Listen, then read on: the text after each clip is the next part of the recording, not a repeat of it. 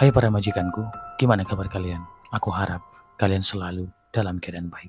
Kali ini, aku akan membahas sebuah kasus yang sangat membagongkan. So, untuk mendengar kelanjutannya, ambil posisi paling nyaman kalian.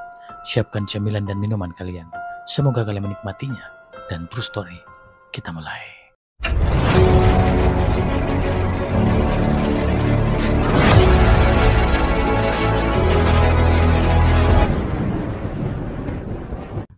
Seorang ibu rumah tangga ditemukan meninggal di rumahnya yang terletak di lorong 13, Kecamatan Mariso, Kota Makassar, pada Sabtu 18 Januari 2025. Seorang remaja berusia 18 tahun merupakan pelaku berhasil ditangkap aparat kepolisian di rumahnya di Kecamatan Mariso, Kota Makassar, Sulawesi Selatan. Remaja tersebut berinisial RL atau kita sebut saja namanya Jamet. Ia merupakan warga Jalan Raja Wali, Kecamatan Mariso, Kota Makassar yang berusia 18 tahun. Jamet bekerja serabutan, bahkan terkadang bekerja sebagai juru parkir di wilayah sekitar. Remaja berkulit hitam dengan rambut ikal berwarna coklat itu diketahui pecandu narkotik. Ia sudah sekitar 5 bulan mengkonsumsi narkotika, meskipun tidak diketahui jenis zat terlarang yang ia gunakan. Kehidupan Jamet yang satu ini mungkin tidak terlalu penting bagi kalian. Singkat cerita, pada Sabtu 18 Januari 2025, Jamet ingin membeli narkoba, namun ia tidak memiliki uang. Akhirnya, ia memutuskan untuk mencuri. Sekitar pukul 00.30 dini hari, Jamet mulai berkeliling saat ia melintas di Jalan Raja Wali Lorong 1, Kecamatan Mariso. Ia melihat sebuah rumah yang pintunya masih terbuka. Pemilik rumah tersebut merupakan seorang ibu rumah tangga bernama Siti Khalija, seorang wanita berusia 35 tahun. Siti tinggal sendiri. Ia sudah bersuami dan memiliki 2 anak. Namun saat ini sedang pisah ranjang dengan suaminya.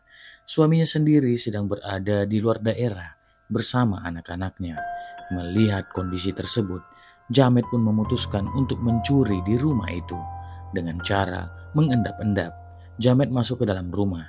Ia melihat kamar korban yang tidak memiliki pintu. Saat masuk, ia melihat korban sedang tertidur dan di sampingnya ada dompet. Perlahan-lahan, Jamet mengambil dompet itu dan menggasak uang sebesar 300.000. Saat ia sedang melakukan aksinya, korban pun terbangun. Jamet kemudian panik dan melakukan kekerasan yang membuat korban kehilangan nyawanya. Melihat ibu rumah tangga itu yang sudah tidak berdaya, bukannya merasa takut dan segera kabur, Jamet justru timbul dorongan nafsu saat melihat tubuh korban yang sudah tidak bernyawa. Ia tidak mampu mengendalikan birahinya yang sudah memuncak. Jamet pun langsung melepaskan pakaian dalam korban dan melakukan tindakan asusila. Namun sebelum sempat melakukan sepenuhnya, ia sudah mengalami ejakulasi dahulu. Setelah itu, Jamet keluar meninggalkan Siti Khalija dalam kondisi yang sangat mengenaskan. Keesokan harinya, pada Sabtu 18 Januari 2025, yaitu tepatnya pagi hari, tetangga Siti sedang mencari burung peliharaannya yang sedang terlepas. Burung tersebut diduga terbang ke rumah tetangganya. Namun beberapa kali dipanggil, Siti tidak juga menyahut. Akhirnya tetangga itu memberitahukan kepada adik korban. Mereka kemudian bergegas datang dan mengecek kondisi Siti. Sesampainya di sana, adik korban melihat kakaknya sudah dalam keadaan tidak bernyawa di atas kasur dengan mulut yang berbusa. Saat itu juga, mereka langsung melaporkan kejadian tersebut ke pihak kepolisian. Mendapatkan laporan, pihak kepolisian segera menuju tempat kejadian perkara. Di sana, tim dari Dokpol dan Inafis melakukan olah tempat kejadian. Polisi menemukan beberapa alat kontrasepsi di ranjang dekat korban, namun belum dapat memastikan kaitannya dengan penyebab kematian. Selain itu, korban juga ditemukan dalam kondisi tidak mengenakan pakaian dalam, yang semakin memperkuat dugaan adanya kejanggalan dalam kasus tersebut. Tim forensik juga mencatat adanya luka lebam di wajah dan tangan korban. Jasad korban kemudian dievakuasi ke Rumah Sakit Bayangkara, Makassar. Pihak kepolisian tidak memerlukan waktu lama untuk mengungkap kasus tersebut. Setelah mengumpulkan barang bukti, memeriksa saksi-saksi, serta melihat rekaman kamera pengawas CCTV di sekitar lokasi kejadian, polisi akhirnya mengungkap bahwa pelaku penghilangan nyawa adalah pemuda berusia 18 tahun, berinisial RL, atau Jamet. Jamet ditangkap unit Jatantras Polrestabes Makassar di rumahnya di wilayah Mariso pada Minggu dini hari, 18 Januari 2025.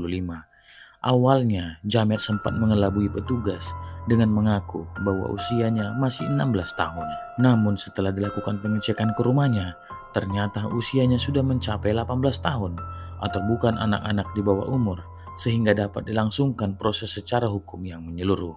Dari hasil penyelidikan diketahui bahwa uang 300.000 tersebut digunakan Jamet untuk membeli narkotika yang dijual oleh kakaknya sendiri. Karena informasi itu, pihak kepolisian juga turut memeriksa kakaknya terkait peredaran narkoba. Hasil tes urin menunjukkan bahwa Jamet positif menggunakan narkoba. Saat dihadirkan dalam konferensi pers pada Senin, 20 Januari 2025, Jamet berdalih ia tidak tahu bahwa Siti Khalijah meninggal setelah dicekik dan dipukul berkali-kali. Fakta itu terungkap saat Kapolres Tabes Makassar, Kombes Arya Perdana, menanyakan secara langsung. Jamet juga mengaku melakukan aksi kejahatannya karena ingin menguasai harta korban dan terdorong oleh nafsu untuk melakukan tindakan asusila. Ia menjelaskan bahwa awalnya berniat mengambil uang, namun saat melihat kamar korban yang tidak memiliki pintu, ia langsung masuk. Korban saat itu sedang tidur dan di sampingnya ada dompet yang berisi uang 300.000 rupiah. Karena takut korban terbangun atau mengetahui aksinya, Jamet kemudian mencekik korban. Ketika korban melawan, Jamet memukul wajahnya beberapa kali. Namun aksinya tidak berhenti di situ. Jamet juga melepas pakaian dalam korban dan melakukan tindakan asusila meski korban sudah tidak bernyawa lagi. Ia juga mengaku mengalami ejakulasi saat itu. Setelah itu Jamet pergi meninggalkan korban dalam kondisi yang sangat memprihatinkan. Atas perbuatannya, Jamet dikenakan pasal berlapis, termasuk pasal 338 tentang pembunuhan, pasal 365 tentang pencurian dan kekerasan, dan pasal 285 tentang tindakan asusila. Hukuman maksimalnya adalah 15 tahun penjara.